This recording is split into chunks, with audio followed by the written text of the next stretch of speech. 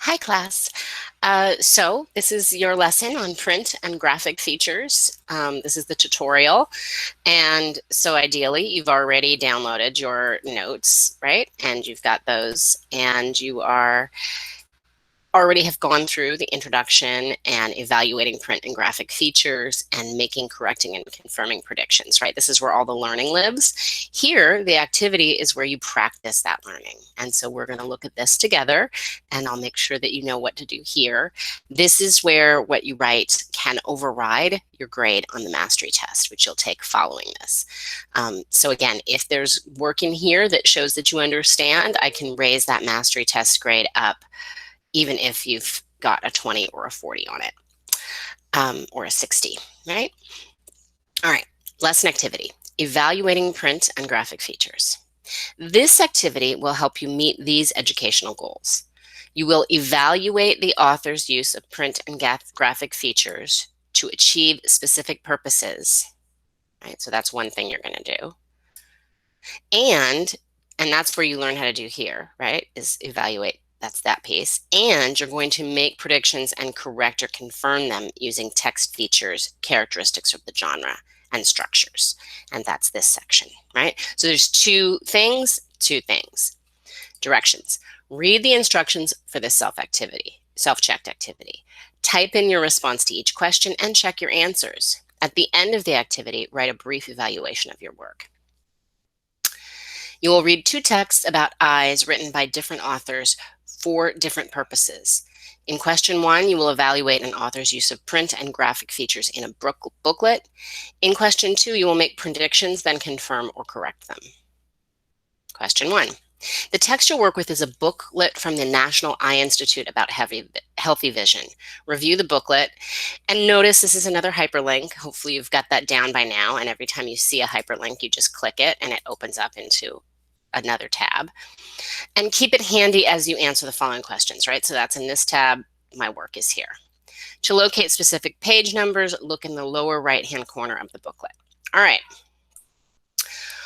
In the Healthy Vision booklet, which 3 print features indicate that this is an informational text? All right, so I'm looking to see if we've got a table of contents, headings and subheadings, keywords, and index or glossary. So let's see what's in this thing.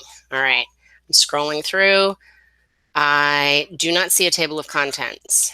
I do see headings and subheadings, though. Definitely see lots of subheadings and headings, different colors. I see, I think, a glossary. There's a glossary, yep.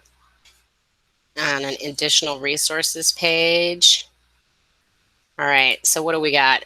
We've got headings and subheadings, and we've got a glossary. And I think I saw keywords. Let's go back and look. Did we see keywords? Yeah, maybe that's keywords. Maybe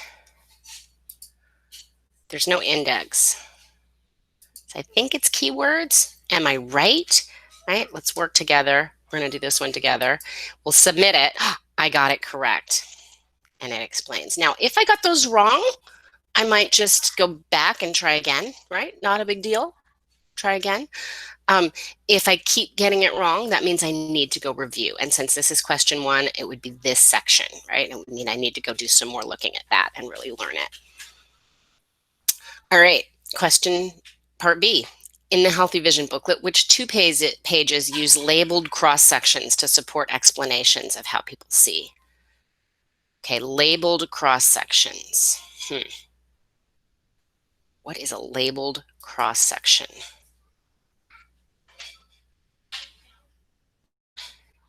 Did they teach me that? Do I remember? I guess they must have taught me what a labeled cross section was. I just forgot. So let's take a look. I got a dedication. Got stage directions. I've got an epigraph. I've got headings and subheadings. Oh, I've got these. charts or graphs, diagrams. Ah, there's a cross section. Oh, okay. So that's a cross section. So this is a cross section. So that's on page 6. And that means I'll put that in here. See?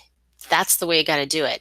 If you don't remember, no big deal. You don't remember. Just go back and find it. And so one of them's on page 6. Go find the other labeled cross section and figure that out.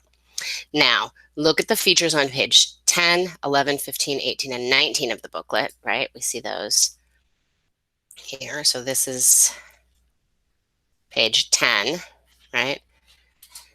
11, 15, 18, and 19. What type of graphic is the author using? All right, identify what type of graphic the author uses. So that means I saw a photograph on page 10.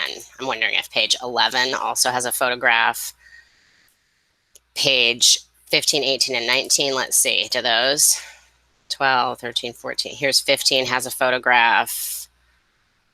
There's 18 has a photograph, and 19 has a photograph. All right, so the type is obviously photographs, right?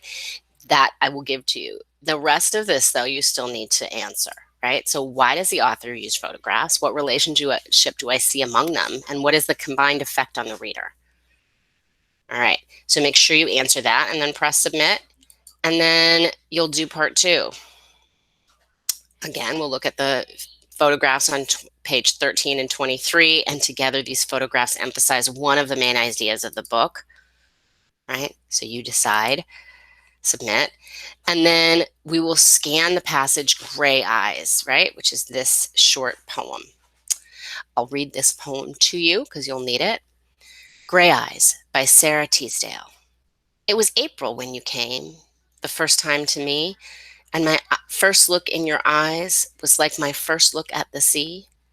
We have been together 4 Aprils now, watching for the green on the swaying willow bough. Yet whenever I turn to your gray eyes over me, it is as though I looked for the first time at the sea. All right, so you're going to make 3 predictions. Again, this is the section on how to do that. Based on text features, structure, and the characteristics of the genre before you closely read the passage. Then use the evidence from the passage to confirm or correct. So we've read it once. What text evidence do we, prediction? Based on the text features, I can predict what? Based on the structure, I predict what? Based on the characteristics of the genre, I predict what? We identified it's a poem. You can find more out here if you need it. And then finally, you're going to self-evaluate here. All right. If you need to hear me read that poem again, please just roll back this video and that will work for you. No problem. And good luck to you. I hope you have a wonderful day and that you are almost finished with summer school. If you're up to this lesson, you are getting there. We are only a few more lessons to go. All right. Bye.